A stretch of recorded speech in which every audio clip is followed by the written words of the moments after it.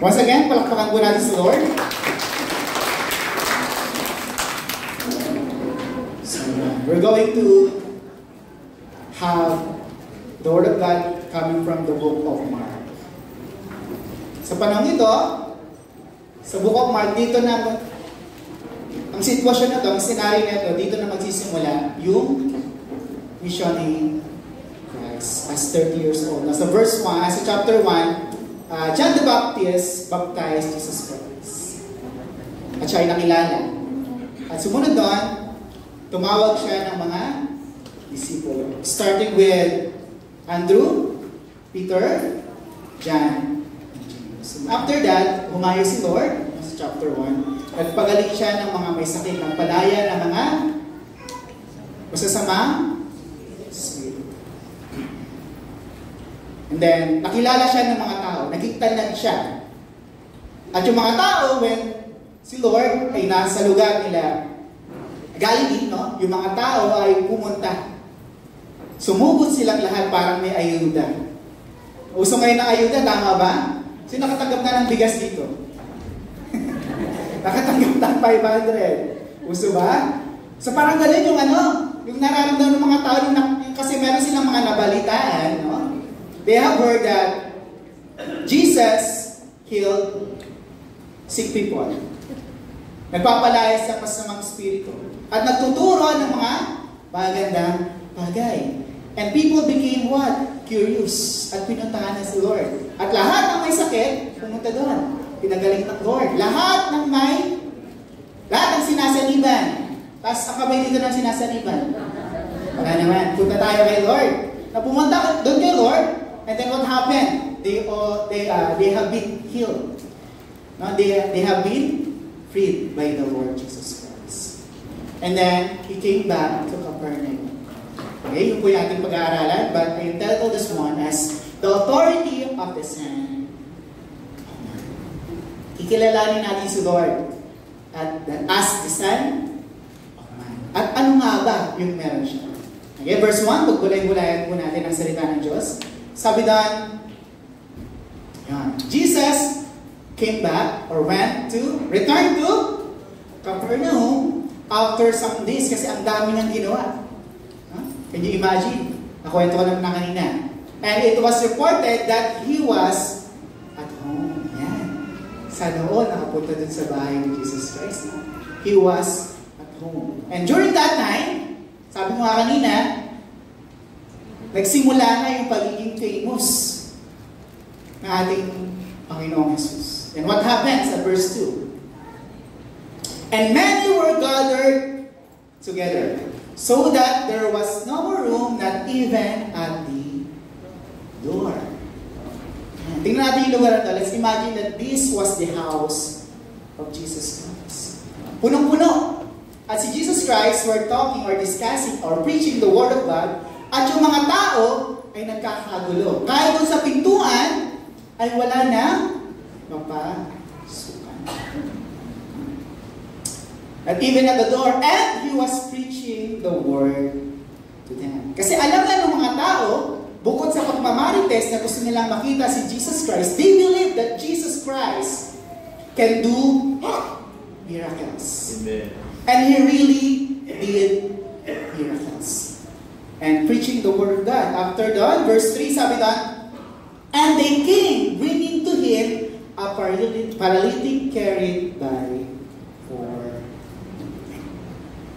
May 4 na lalaki at may buhat na isa pang lalaki. And he was described as what? Paralytic man. A person who cannot walk. Mga panahon yun, di pa uso ang may wheelchair na ba na? Wala, ambulansyang paa, ika nga. No? Sa eyewitness ba yun? Ambulansyang paa. So wala pa? Wheelchair. So it is hard for a person to go somewhere kasi nga, because that person cannot walk. Di kayang maglakad. Panahon niya, kahit pag naka-wheelchair, nakapaglaro pa ng basketball, tama ba? Itong taong ito, di natin alam kung paalang yung paralyze sa kanya. Maaaring buong katawan, may ganun kasi yung kamay, yung paa, so on and so forth. And that person, I believe that he really wanted to see Jesus. Why? Because he had heard what? That this person can heal him. And with his 4 friends, binitbit siya ng kanyang 4 na kaibigan. Sa tingin nyo, madaling magbitbit? Example, dito na tayo sa simbahan eh. For example, nandito si Tatay Manuel. Wala naman. Pero mahirap magdala. Tama po ba? No? Nakasasakyan pa. Naka-tricycle pa. But this person was brought by 4 men by walking. Buhat-buhat. And yung bigat ng taong iyon, syempre kapag paralyzed ka, no? Di mo kaya magpagaan. Mabigat pa. Mabigat ka because why? Kasi nga, paralyzed ka.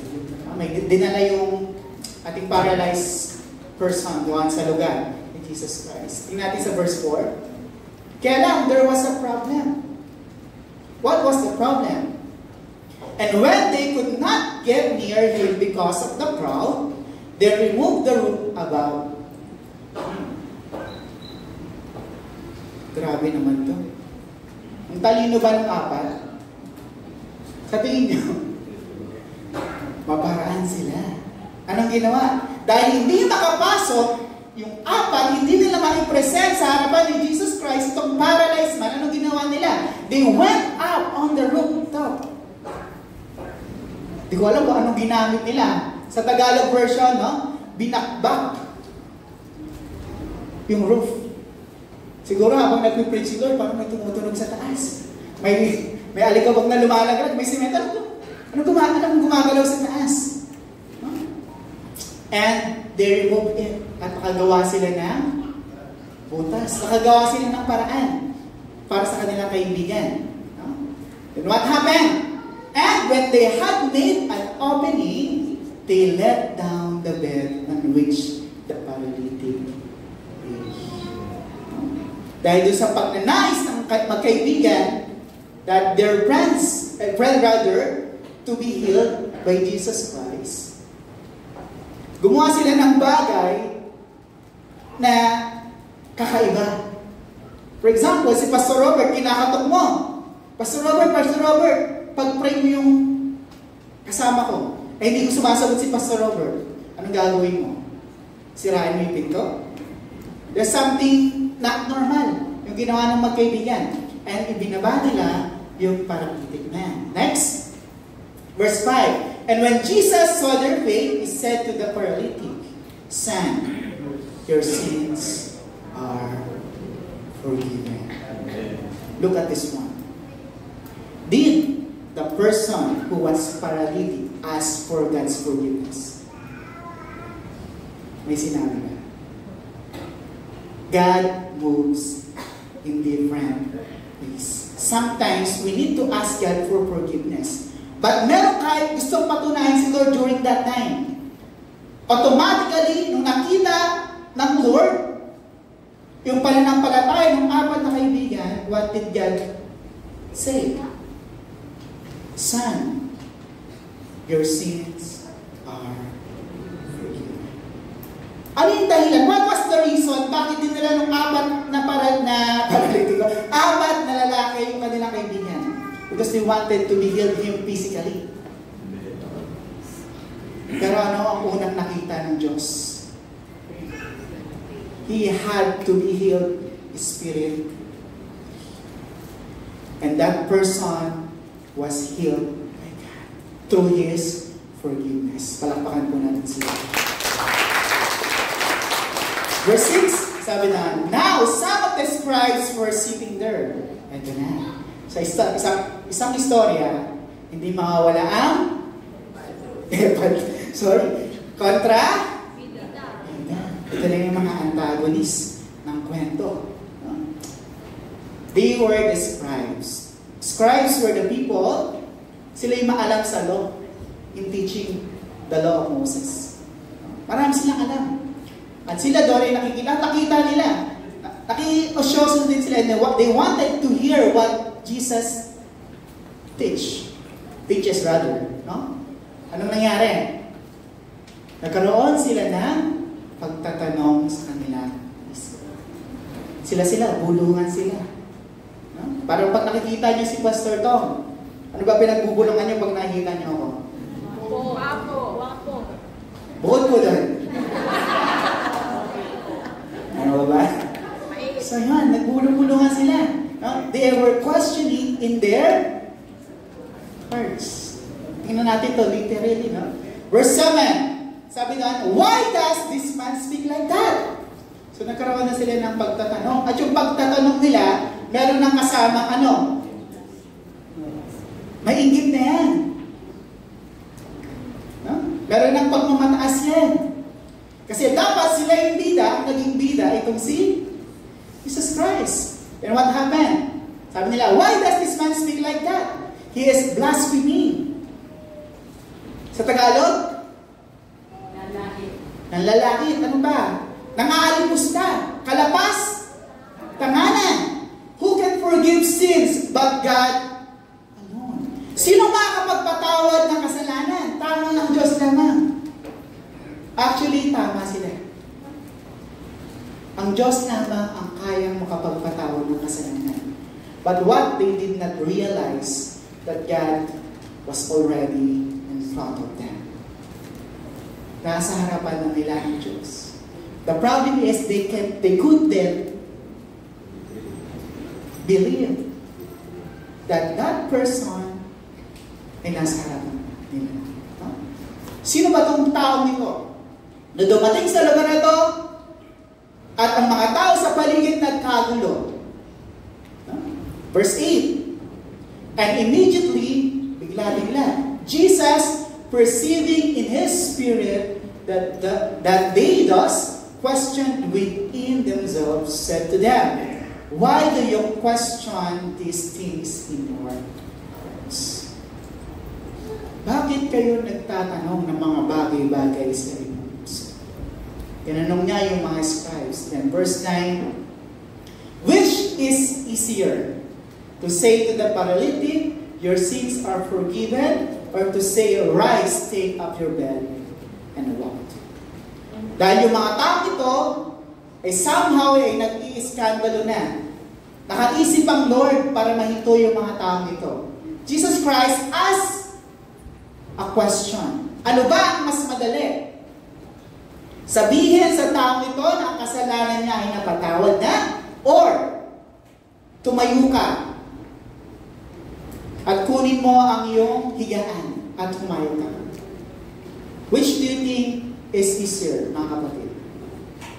Patawaran yung kasalanan ng tao, o sabihin ang tao ito'y galing na at lumakad siya?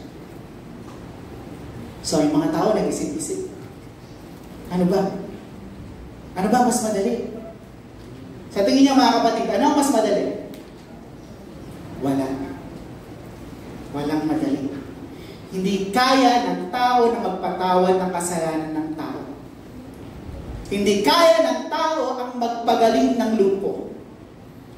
Di ko alam yung senaryo. Nag-aaway siguro yung paralitiko. Sa isip-isip niyo, bakit ba ako pumunta dito? Nag-aaway pa tuloy yung mga tao dahil sa akin. Huh? But, going back to the question, which is easier? To say that this man, his sins were forgiven, or siya ay magaling? Wala. Walang. Pero kay Lord, sobra. Palakpakan natin si Lord. So those people couldn't answer their question, Jesus' question. No? And verse 10, but that you may know that the Son of Man has authority on earth to forgive sins. Ito na. Paglapit ng paralitik, magbabayang pati ka sa buwa. Pagka binabayang paralitik man, at nakita ang pananampalataya ng apat, and automatically sinabi ng Lord, your sins are forgiven. Jesus wanted to show the people that the Son of Man came to the world, and He has all the authority to forgive sins. Amen. all authority to forgive sins. Sa tingin niyo, alam ba ng mga tao, may sinabi ba sa Bible yung kasalanan ng paralitiko? Wala. Sa binasa natin. But God knows the heart, the mind, and the past of that person. And Jesus told him that your sins are forgiven because He has all the authority to forgive sins. And He said to the paralytic, verse 11, I say to you, rise, pick up your bed, and go. Sabi ng Lord, ano ang mas madali? Mapatawad ang kasalanan ng taong ito? Anong ginawa ng Lord? Pinatawad niya. Tinanong ng Lord, ano ang mas madali? Mapalakad itong taong ito and go home? What happened? That person was healed and go when? Walang mahirap sa Diyos. Naniniwala ba kayo? Yes. Walang mahirap sa Diyos. Lahat tayo nahihirapan. Tama ba? Sino dito hindi nahihirapan sa buhay? Congratulations. Kahit pa yung pinakamayamang tao, nahihirapan pa rin sa buhay. Pinakasikat na tao, nahihirapan. Saan? Sa buhay. But we have this person who has given us the opportunity ng mga bagay ng libre. Yung kapatawaran ba ng paralytic man, binayaran niya si Lord. Yung kapatawaran, rather, yung kagalingan na binigay ng Lord doon sa paralytic man, sinigil ba siya ng Lord? Yung namatay si Lord sa krus ng Kalbaryo, siningil ka ba ng Diyos?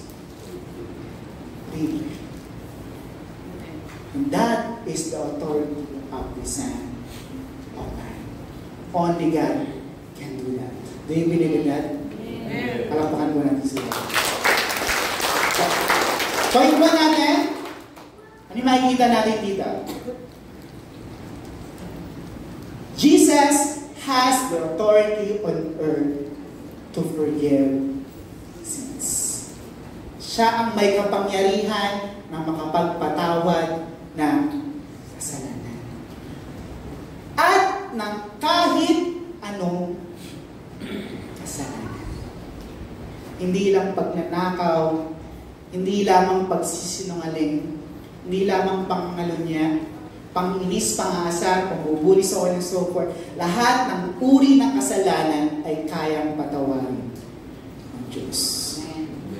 The back of our mind, if we believe that we have sinned in God, this is the right time to ask for His forgiveness. Amen? Jesus saw the faith of the paralytic friends. Ano nakita ng Lord? Una, yung pananampalataya ng 4 na lalaki. Bakit sila mag-effort to go in that place eh hindi pa naman nila nakikita si Lord? Bakit sila pupunta sa lugar na yun na hindi naman nila kilala si Jesus Christ? Narinig lang nila that this person can heal sick people. But their faith ay nakita ng ating Panginoon. Yung mga pinagdadaanan natin, yung problema natin, sambunin natin yan sa ating Panginoon. Because God wanted to see our faith sa Kanya. No? As these 4 people na pinakita nila yung pananampalataya nila kay Jesus Christ. After that, seeing the faith of these people, Jesus also saw the need of the paralyzed man to be forgiven. Nakita niya na binaba yung paralytic man, nakita niya agad na alin? That this person needs forgiveness. Kailangan ng taong ito na patawaran. Bakit? Ang isang taong pinagaling, gumaling, ay maaaring gumawa pa ng kasalanan. That's why Jesus automatically sinabi, immediately, your sins are forgiven. Yung spiritual need ng paralyzed man agad yung nakita niya. Next. Nakita natin dito, the paralyzed man experienced immediate forgiveness. Immediate forgiveness. May nakita pa kayo sa Bible na immediate forgiveness yung binigay ng Lord? Marami. Example, yung katabi niya sa krus. Did he ask for forgiveness? No. But God works in His ways. Nakita niya yung puso ng lalaking ito that he needed forgiveness. Aside from forgiveness, ano pang binigay niya? Salvation. Immediately, this paralytic man experienced forgiveness. Next, faith. Nakita natin dito that faith is involved in miracles. Moreover, forgiveness is a miracle. Ang pananampalataya ay nagdudulot ng ano yan? Ng himala. At ang kapatawaran ng Diyos ay isang himala. A person cannot go to heaven unless he was forgiven by the Lord. Do you believe in that? Again, a person cannot go to heaven unless he is forgiven by the Lord. Are you forgiven by the Lord? Can you say that you are already forgiven by the Lord? Next, Jesus knows the level of your faith. Nakita natin dito. Kaninong pananampalataya nakita niya? Sa apat na kaibigan. They made an effort for their friend to be healed by Jesus Christ. And the level of your faith is seen through your actions. Ang level para ng pananampalataya natin ay makikita sa gawa natin. Meron ng palataya kay Lord. Tinanggap mo si Lord as your Lord and Savior. Pero tamad na tamad kang bumangon ng maaga sa linggo. Yung faith mo na tinanggap mo si Lord ang taas-taas. Pero gradually, ganun ba tayo? Dapat pala ang level ng pananampalataya ng isang Kristiyano ay tumaas. Hindi buma.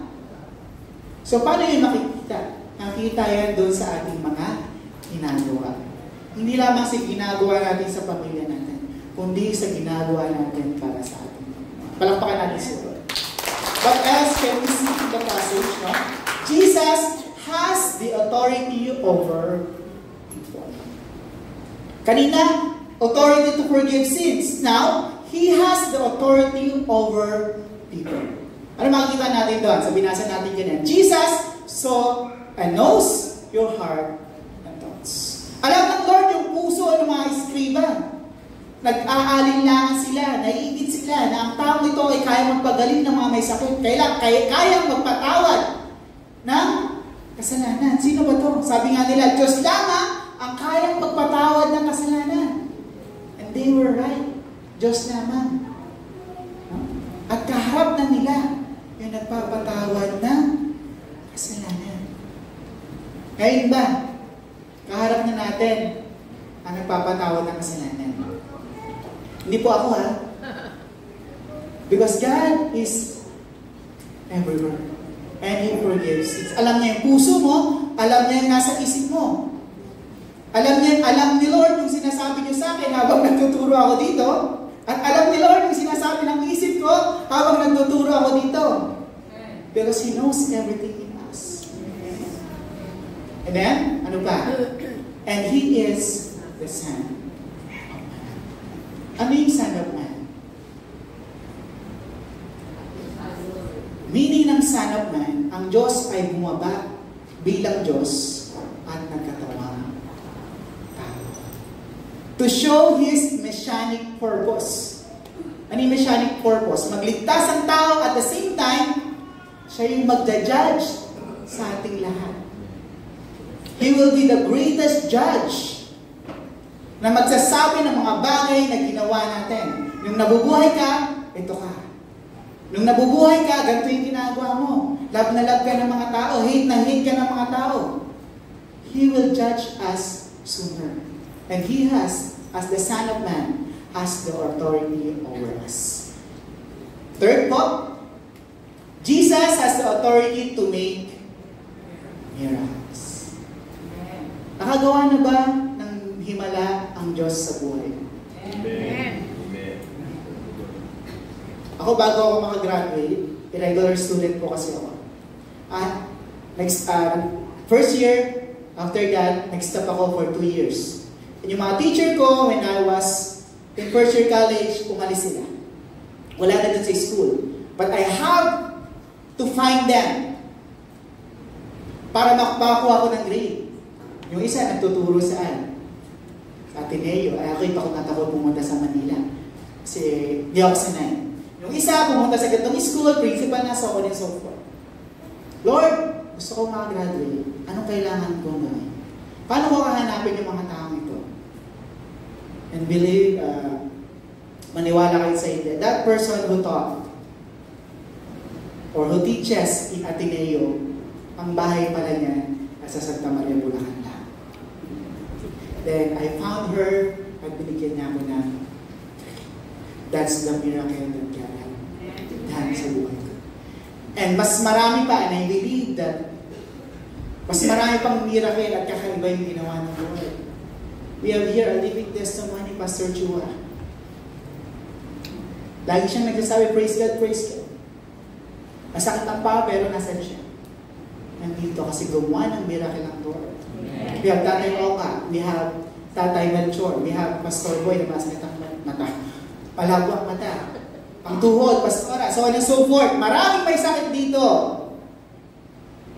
But they believe that God makes miracles. And He will make miracles. Sabi ko, gusto ko nang mag-resign. Gusto ko nang maghanap ng trabaho.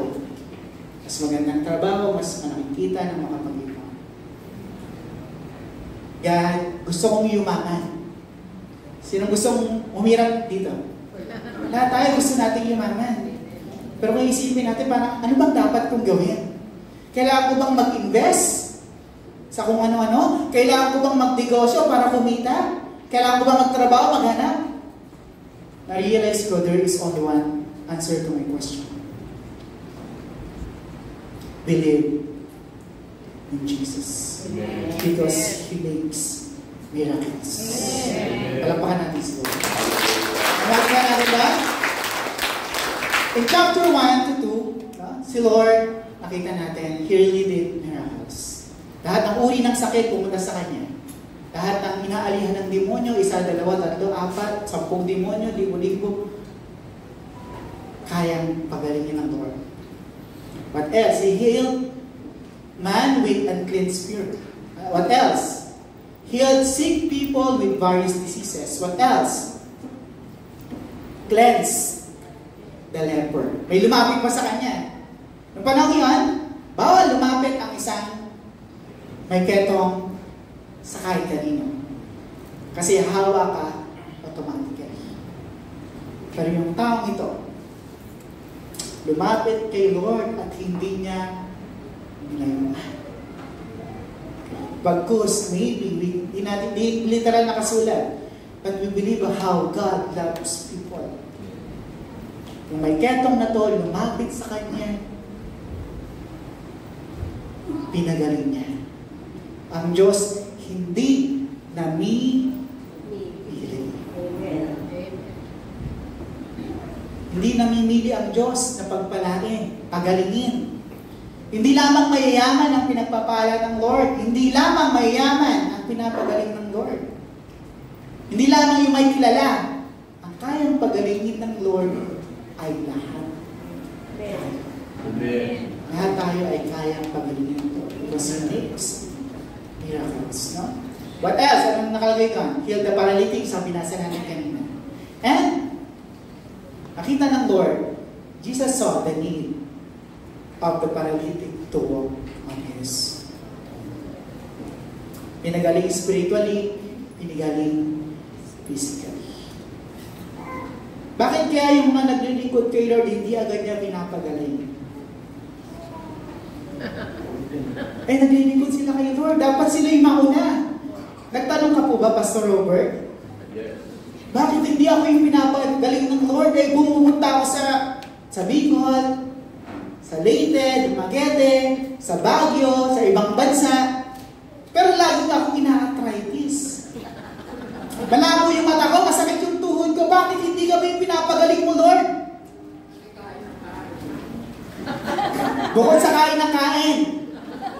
Kasi gusto ng Lord na makita sa mga tao na kahit hindi sila mismo ang pinapagaling ng Diyos, they will be as testimony that hindi namin kailangan na maging living testimony to glorify God. Because we really wanted to glorify God kahit ganito kami. Yun ang gusto ng Lord.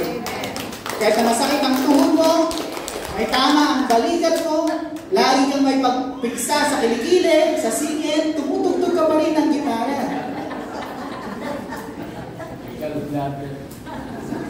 Pwede naman, Lord, immediate healing yung ibigay niyo sa amin. But God has His perfect time. Hindi ngayon, pwedeng bukas. Mamatay man tayo na hindi ka gumaling, sa langit ka pupunta. Kasi alam mo na ang miracles ay hindi lamang kagalingan ng pisikal, kundi kagalingan ng spiritual. Palakpakan natin sa iyo. So what is the theology of the text? Magkita natin dito, Jesus makes impossible and unimaginable things that we may know that He is God. That He is the Son of Man. He has all the authority over everything. Amen. Mas may authority ang Diyos kaysa sa asawa mo, sabihin mo. Amen. Mas may authority ang Diyos kaysa sa mga magulang mo, sa mga teacher mo, sa presidente, sa pinakamayamang tao. Because He has the authority over everything. Sa sakit mo, sa problema mo, sa iniisip mo, sa kaaway mo, sa lahat ng bagay, God has the authority. Amen. Can you imagine the God that you are praising? Amen. You are serving? You are worshiping? More than everything yung ating sinasamba. Bakit ka pa magtatanong sa Diyos? If He has everything. Palakpakan natin siya. For our application, patapusan mo tayo, Yeah. No? Ano kailangan natin gawin? We have to act your faith for good news. Anong pananampalatayang walang gawa ay? Again, faith without action is? Pakatingin niya yung katabi mo. Buhay? Buhay. Kasi may pananampalataya sa Diyos. Alam niyo ba yung katabi mo? Himala ng Diyos. Amen. Praise God.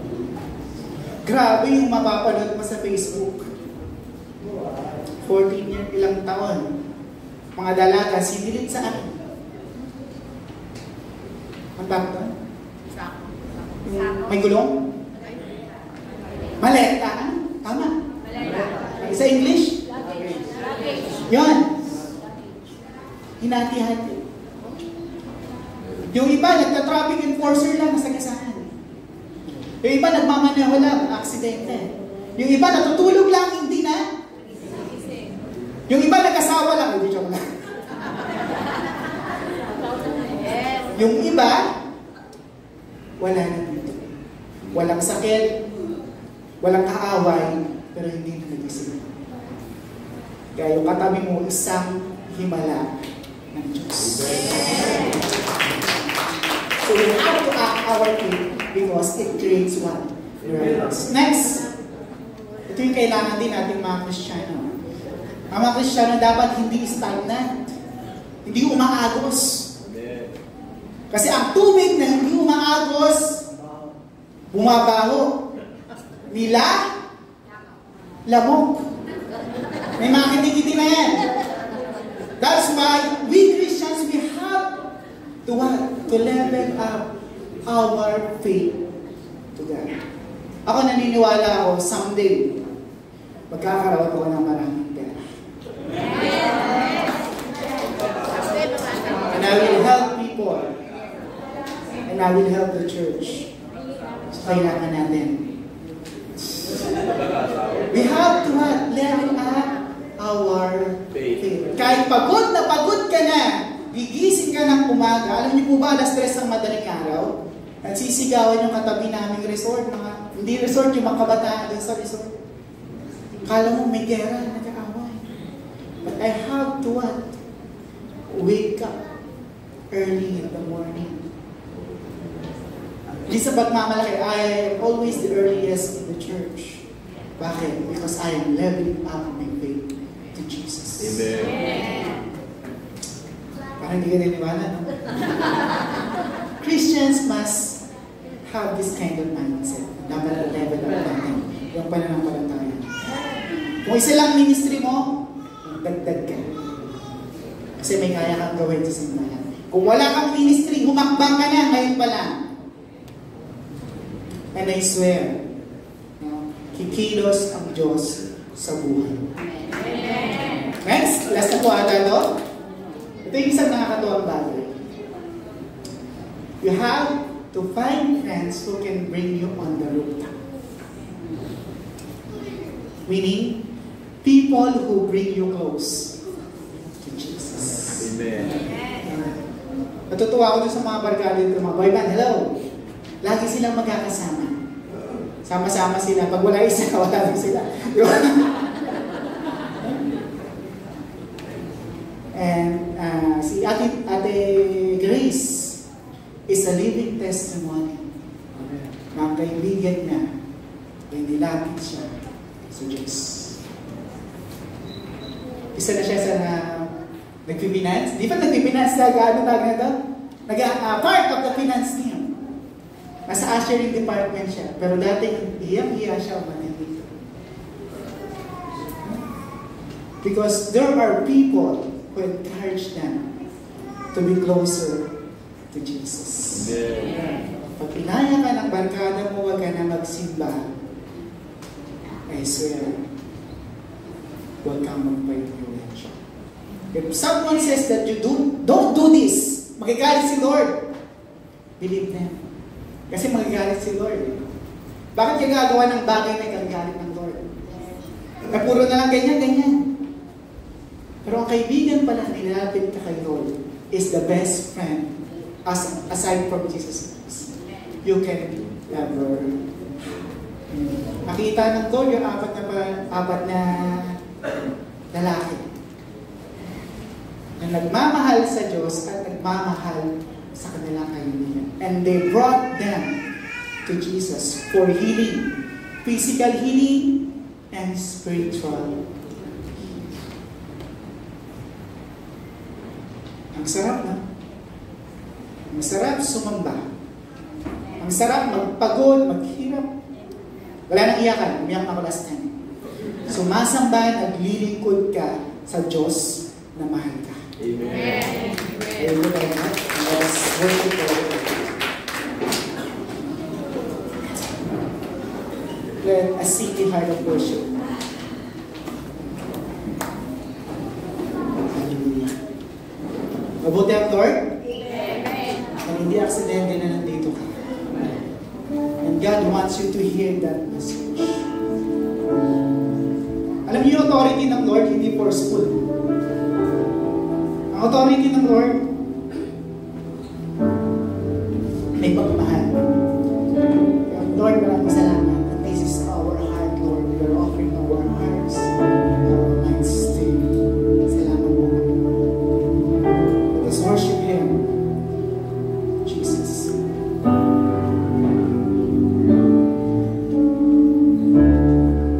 When the music fades, and all is stripped away, and simply bow.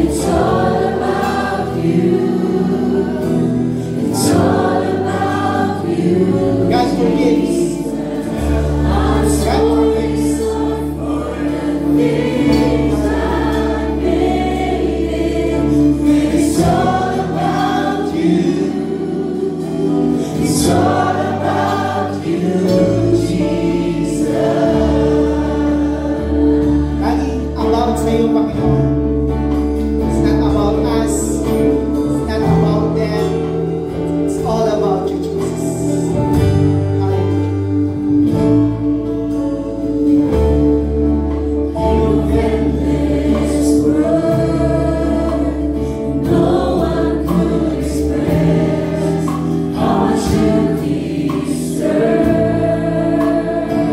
Don't out me, Lord. Lahat ay para sa iyo, Panginoon.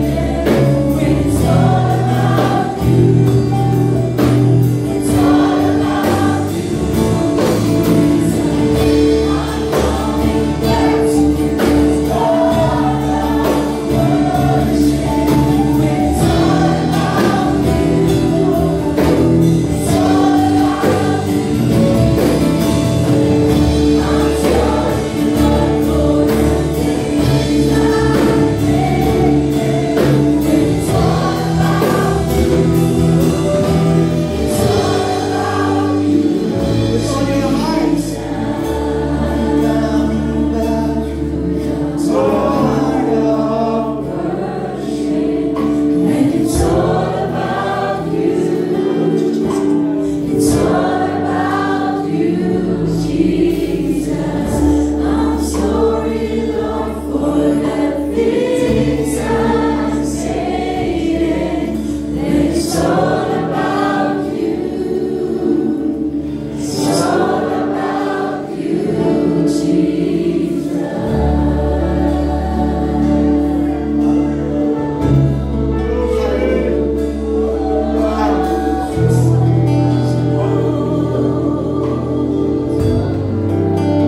There is no greater than Jesus.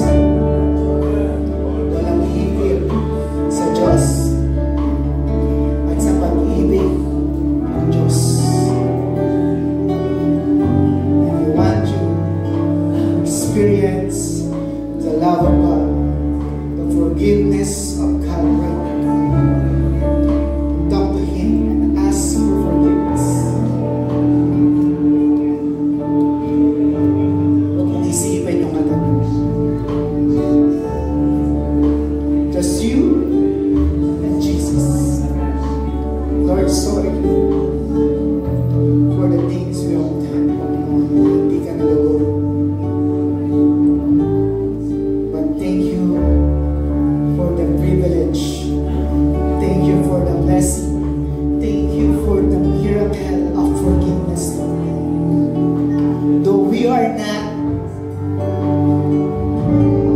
karapat-dapat, hindi kami karapat-dapat, but ginawa mong karapat-dapat dahil ikaw ay karapat-dapat sa amin, Panginoon. Thank you, Lord. Yung oras na ito, Panginoon, sobrang ramdam namin yung pagmamahal mo. Kaya, Panginoon, we will walk by you.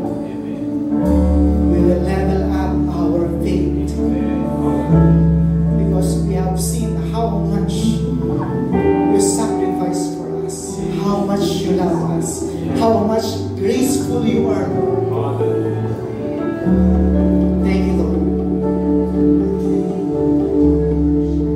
Sobrang sarap, Panginoon, sa presensya. We pray for